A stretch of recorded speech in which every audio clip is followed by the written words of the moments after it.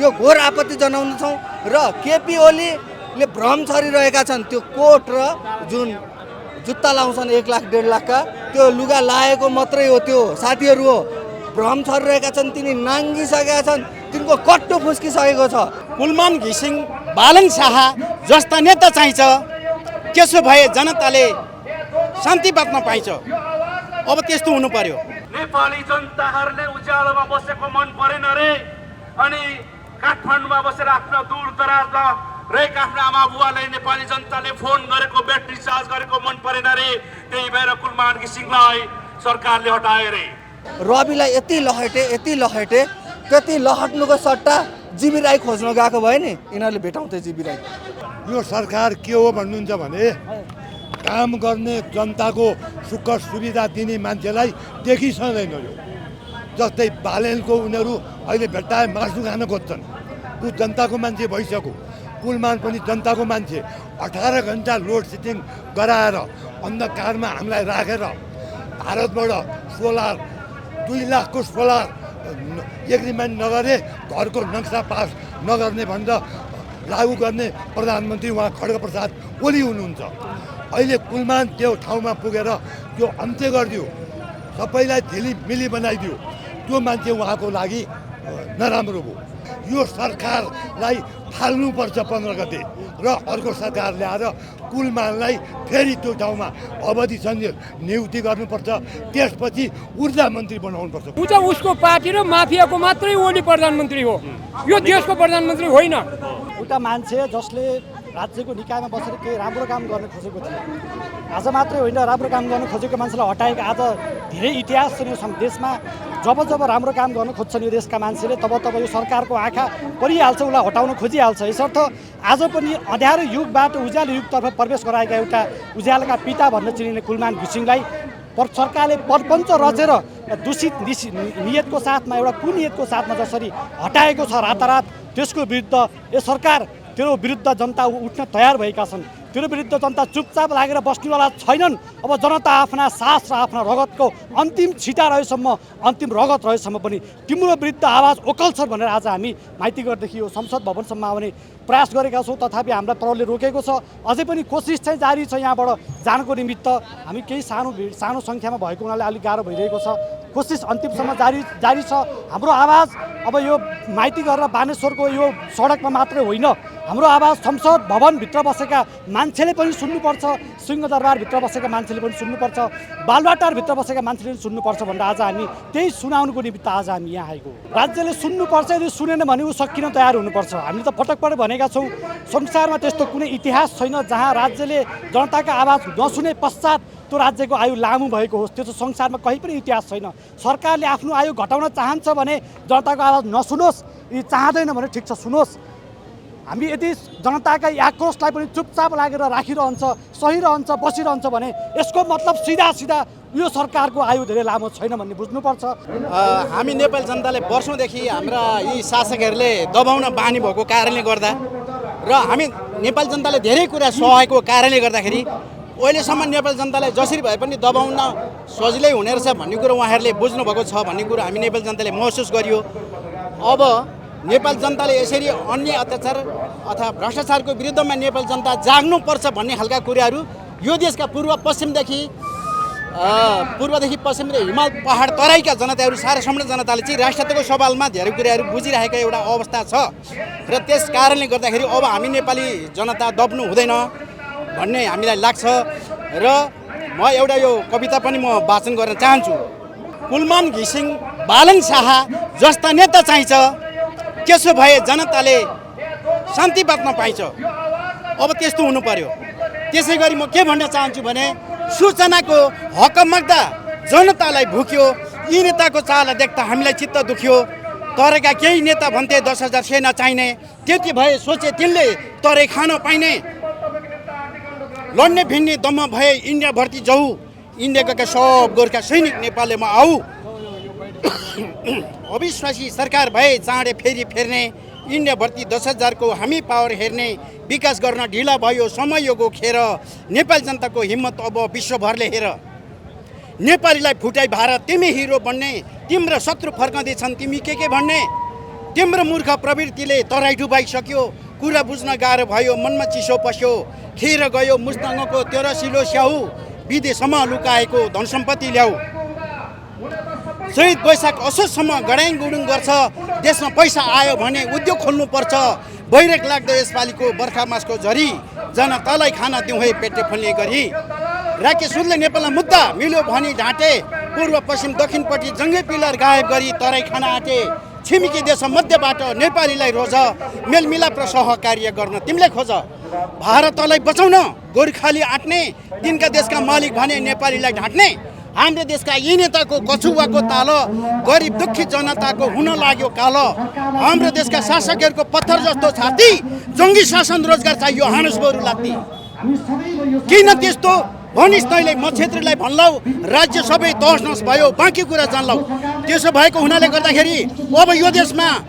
हाम्रा पूर्वजहरूको इतिहास मेटाउने भूगोल मेटाउने हाम्रो धर्म संस्कृति मेटाउने यो खालको काम यी खालका गद्दारहरूले गरेका छन् यिनको विरुद्धमा नेपाली जनताहरू घर घरै खुना तरबार लिएर निस्किन दिन आएका छन् जहिले भए पनि नमरिकन हुँदैन अन्तर्राष्ट्रिय देशबाट हामी नेपालीहरूमाथि खतरा मोल्दै गरेको एउटा अवस्था छ त्यो अवस्थामा अब हामी नेपाली जनताहरू कोही पनि चुप लाएर बस्नुवाला छैनौँ मौका परे खुडा तरबार बम जस्तो सुके जे पनि लिएर चाहिँ अगाडि बढ्न हामी तयार छौँ र राष्ट्रघातक गद्दारहरूले हामीलाई इथियोपिया कङ्गो सिरिया हाइटी अफगानिस्तान सिरिया लिबिया जस्तो बनाउन खोजिरहेका छन् यो कुरो सारा सम्पूर्ण मिडिया तपाईँहरूले पनि यो खालको कुरा बुझ्नुपर्छ र पूर्व मेचीदेखि पश्चिम महाकालीसम्मका हिमाल पहाड तराईका देशभरिका सारा सम्पूर्ण जनताले यो कुरा बुझ्नुपर्छ यदि यो कुरो बुझिएन भने तपाईँ हामीलाई मार्ने दिन नजिकै आएका छन् यहाँ एमसिसी पास गर्ने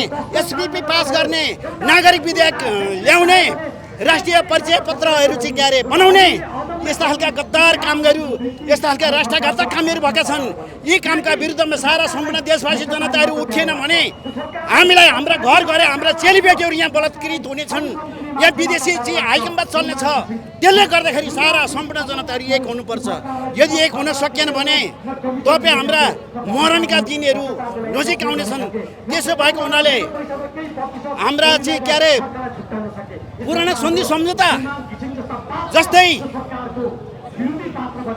के अरे जबसम्म नेपालले टिस्टा नदी छुन्न तबसम्म नयाँ नेपाल कहिल्यै पनि हुन्न जबसम्म नेपालले काङ्गडालाई छुन्न तबसम्म नयाँ नेपाल कहिल्यै पनि हुन्न सिमानाको ठेगान लाग्दा पासपोर्ट सिस्टम चाहिन्छ अनि मात्र नयाँ नेपाल देख्न हामीले पाइन्छ नेपाल देश यी नेताको यिनको बाउको हो र यिनले पाप धेरै गरे सकिँदैन दोहोरो यी खालका गद्दारहरू भन्ने बेलामा अमेरिकन साम्राज्यवाद र भारतीय विस्तारवाद भन्ने अनि नेपाली जनताले लुटेर चाहिँ यिनीहरू विदेशी ब्याङ्कमा लगेर पैसा राखेर नेपाली जनतालाई सताउने यो खालको कुरो हुन्छ भने स्वास्थ्य छोराछोरी माया मारेर राष्ट्रघातक गद्दारको विरुद्धमा पहिरै लाग्यो भने जस्तो सुकै चुनौती पार लाउन सक्छौँ हामी गोर्खालीहरू भन्ने कुरो हामीलाई यो खालको अनुभव भइसकेको छ कसैका नोकर होइनौँ हामी अब हामी कसैको दास बन्न चाहँदैनौँ यो खालका सारा सम्पूर्ण कम्युनिस्टलाई चाहिँ के अरे कम्युनिस्टहरूले यो खालको कुरा सिकाएका थिए आज सिकाउने बेलामा एक थोक सिकाउने लुट्ने देश लुट्ने बेलामा चाहिँ अर्थक भनाइ गरेर चाहिँ नेपाली जनताको चाहिँ के अरे खुन र पसिना 24 घन्टा चुसिरहने यो खालको कुरा हामी जनताले किमार्थ मान्नेवाला छैनौँ अनि कुन व्यक्तिलाई कहाँ लगेर फसाउन सकिन्छ हो कि भन्ने बनाउन सकिन्छ भन्ने कुरालाई लेखाजोखा गरेर हिँड्ने मान्छे हो केपी कमरेड त्यस हिसाबले उहाँले के गर्नु भने टिआरसी विधेयक खास गरी शान्ति प्रक्रियाको महत्त्वपूर्ण विषय टुङ्गो लगाउने विषयमा शीर्ष नेताहरू छलफल गरौँ भनेर उहाँले महिनौँ पहिलादेखि कोसिस गरिराख्नु भएको थियो हिजो छलफल भयो सन्दर्भ के जुटियो भने उहाँहरूले कुलमान घिसिङजीलाई हटाउने सम्पूर्ण तयारी गरिसकेको अवस्था रहेछ त्यही दिन टिआरसी विधेयक टुङ्गाउनको निम्ति शीर्ष नेतासहित केही नेताहरूको बसाइ पनि थियो र सन्दर्भ उहाँहरूले जोडेको मात्रै हो म थादो रूपमा हाम्रो पार्टी नेकपा माओवादी केन्द्र अध्यक्ष कमरेड प्रचण्डलाई जोडेर सामाजिक सञ्जालदेखि विभिन्न ठाउँमा माओवादीको कतै संलग्नता छ कि भन्ने जुन आशंका छ यो सरासर गलत छ झुट छ एमालेका साथीहरूले योजनाबद्ध प्रचार गरिराख्नु भएको छ यो म खारेज गर्न चाहन्छु यदि माओवादी त्यस्तो हुन्थ्यो भने माओवादी आज सडकमै आउँदैन थियो। माओवादीले कुलमानलाई आज दुःख दिनुहुन्थ्यो भने आजभन्दा 7 वर्ष पहिला उसलाई न्याय दिँदैन थियो। त्यस हिसाबले यो पुरै गलत छ। राजनीतिक विरुद्धमा अलिकति आफ्नो छवि गुमिसकेका काङ्ग्रेस र एमालेका साथीहरूले प्रचारको एजेन्डा बनाउनु दिन त्यो विषय फालिएको, अरू केही पनि होइन। हाम्रो पार्टीको तर्फबाट अध्यक्ष कमरेड प्रचण्डको आधिकारिक पेजबाट हिजो नै कुलमान घिसिङलाई बर्खास्ती गर्ने सरकारको निर्णय दुर्भाग्यपूर्ण छ। यो सच्चाइ होस् भनेर आज नै सही शासकहरूलाई नेपाली जनताहरूले उज्यालोमा बसेको मन परेन रे, अनि काठमाडौँमा बसेर आफ्ना दूर दराजमा रहेका आफ्ना आमा बुवालाई नेपाली जनताले फोन गरेको ब्याट्री चार्ज गरेको मन परेन रे, त्यही भएर कुलमान घिसिङलाई सरकारले हटाए रे। यस बेलामा उपस्थित हुनुभएका सम्पूर्ण न्यायप्रेमी आम जनसमुदायहरू, आज नेपाली सरकार प्रतिगमनको बाटोमा लड्किरहेको छ। हामीले भनिरहेको छौँ तिम्रो हिसाब किताब मिलेन भनेर नेपालको सरकारका कर्मचारीहरू एक गरी अर्को बर्खास्त गर्न पाइँदैन। तिमीलाई उज्यालो मन पर्दैन भनेर तिम्रो अनिहारमा बसेर कमिसनको भाग तन्त्रमा बाँडिरहँदाखेरि उज्यालो बत्ती बल्यो भनेर तिमीलाई उज्यालो बत्तीले डिस्टर्ब गर्यो भनेर कुलमान घिसिङलाई हटाउनु पाउँदैन भनेर हामी भनिरहेका छौँ। हामीले यो पनि भनिरहेका छौँ तिमी दीपक खड्का भ्रष्टाचारको नाइके स्काउटको जग्गा खाएर मन्त्रीमा बसेर आज नेपाली जनतालाई उज्यालोमा राख्ने एउटा मामुली कर्मचारीसँग डराएर के विरुद्धको आन्दोलन भन्दा त कुलमान र हिजो जुन बालेनले स्ट्याटस लेखे उनलाई गाह्रो भइरहेको छ, त्यसको विरुद्धको लागि सरकारलाई चेतावनी दिने यो आन्दोलन हो। कुलमान घिसिङलाई अब मात्र 4 महिना थियो, यति राम्रो काम गरेको, देशमा बत्ती बालेको उज्यालो ल्याएको मान्छेलाई यिनीहरूले अपमान गरेका छन्। यो घोर आपत्ति जनाउँछौँ र केपी ओलीले भ्रम छरिरहेका छन्। त्यो कोट र जुन जुत्ता लाउँछन् 1 लाख 1.5 लाखका, त्यो लुगा लाएको मात्रै हो, त्यो साथीहरू हो। भ्रम छरिरहेका छन्, तिनी नाङ्गिसकेका छन्, तिनको कट्टु फुस्किसकेको छ। यो कट्टु फुस्किएको सरकार हो। कट्टु हुन्छ नि लाज बच्छ, नत्र लाज पच्छ। हेर्नुहोस्, यो लाज पचिसकेको छ। यिनीहरूले जे पनि गरेका छन् आएदेखिबाट, यिनीहरूको सत्तामा आएदेखिबाट खालि माफियाहरूलाई संरक्षण मात्र गरिरहेका छन्। यो बिजुली बक्यौता नतिर 5 वर्ष हद म्याद राख, कुलमानलाई लखेट, रवि लामिछानेलाई लखेट, बालेनलाई लखेट मात्रै भन्ने काम यिनको भइरहेको हुँदा यो केपी ओली प्रतिको यो हाम्रो घोर विरोध र आपत्ति हो। यो अब युवाहरूले नै गर्ने हो, सबै मिलेर। युवा मात्रै होइन, अब जनताहरू पार्टी तन्त्र छोडेर यो लोकतन्त्र, प्रजातन्त्र, राजतन्त्र, यो तन्त्र भन्ने शब्द छोडेर मात्र जनता तन्त्र, जनताको लागि हित हुने काम गराउनुपर्छ। यिनीहरूलाई हामीले लहट्नुपर्छ। शेख हसिनाको जस्तो हालत यिनीहरूलाई बनाउनुपर्छ, श्रीलङ्काको जस्तो हालत यिनीहरूलाई बनाउनुपर्छ। र सुरु भइसकेको छ। हेर्नुहोस्, आन्दोलन मौलाएको छ। मात्र विद्रोह, अहिले कुनै तन्त्र नसोचौँ हामीले। राजतन्त्र, देश 2 टुक्रा हुन लागिसकेको छ, एउटा राजतन्त्र, एउटा गणतन्त्र।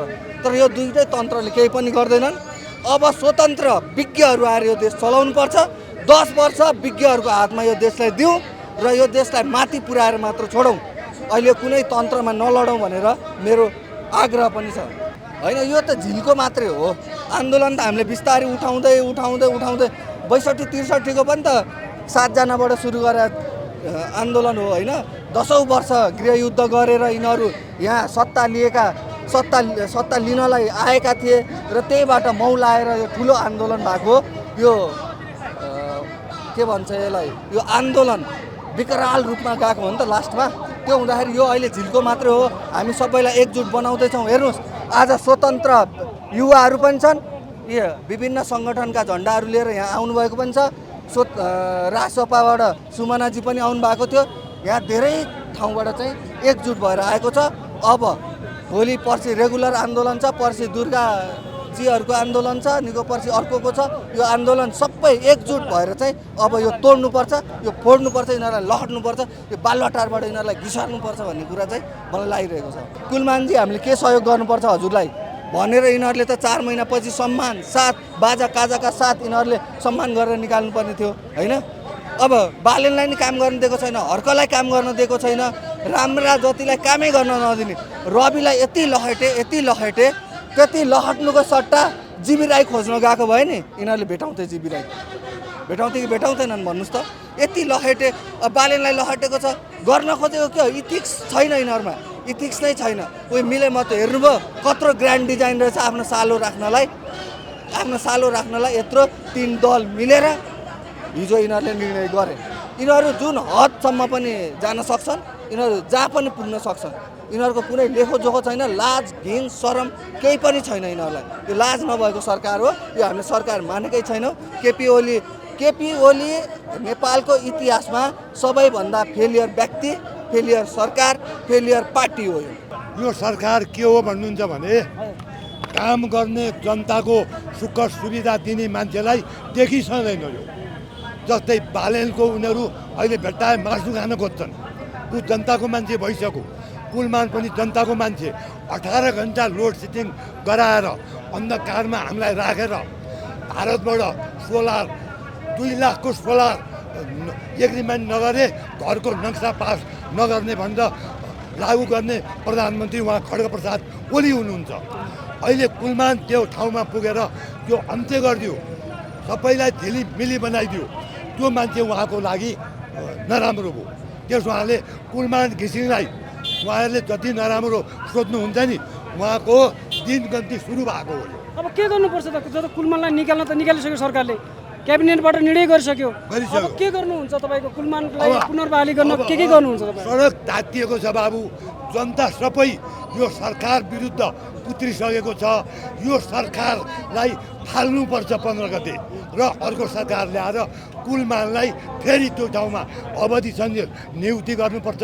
त्यसपछि ऊर्जा मन्त्री बनाउनुपर्छ कुलमानलाई। अनि जस्तो अहिले सडकमा खड्कालाई हटाउने, अब किन हटाउने? के कुलमानलाई हटाउन मिल्छ? त्यसले बालन शाहलाई प्रशासनिक अधिकृत दिएन। कुलमान जस्तो नेपाल प्राधिकरणलाई जनतालाई उज्यालो दिएको अनि प्राधिकरण नाफामा ल्याएको मान्छेलाई निकाल्यो भने अब जनताहरू, पुलिस पनि, मिडियाकर्मी पनि, हामी पनि उठ्नुपर्छ। ओली र दीपक खड्कालाई कठालो पक्र्नुपर्छ। ऊ त उसको पार्टी र माफियाको मात्रै ओली प्रधानमन्त्री हो, यो देशको प्रधानमन्त्री होइन।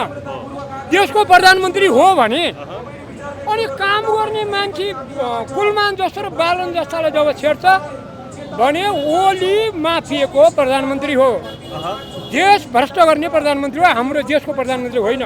महानगरपालिकाका कर्मचारीले 3 महिनादेखि तलब पाएका छैनन्। 1 हप्ताभित्र तलब पाइएन भने टुकुचामा गाड्छु भन्दैछन् बालन शाहले नेताहरूलाई। बालन शाहले एक्लै होइन, बालन शाह र कुलमान घिसिङलाई तपाईँ हामीले साथ दिने। पहिला हामी बुढाहरू जान्छौँ केबीसँग लड्न, केबी जस्ता भ्रष्टहरूलाई गाड्नै पर्छ। अनि बालनको शब्द र हामी सबैको शब्द हो। कडा बोल्नुभयो त? किन कडा नबोल्नु? ओलीले काम गर्ने व्यक्ति कुलमान जस्तालाई निकाल्ने, बालन जस्तालाई प्रशासनिक अधिकारी नदिने, ओली र दीपक खड्का जस्ता भ्रष्टलाई जनताले कठालो समाउँछ, छोड्दैन।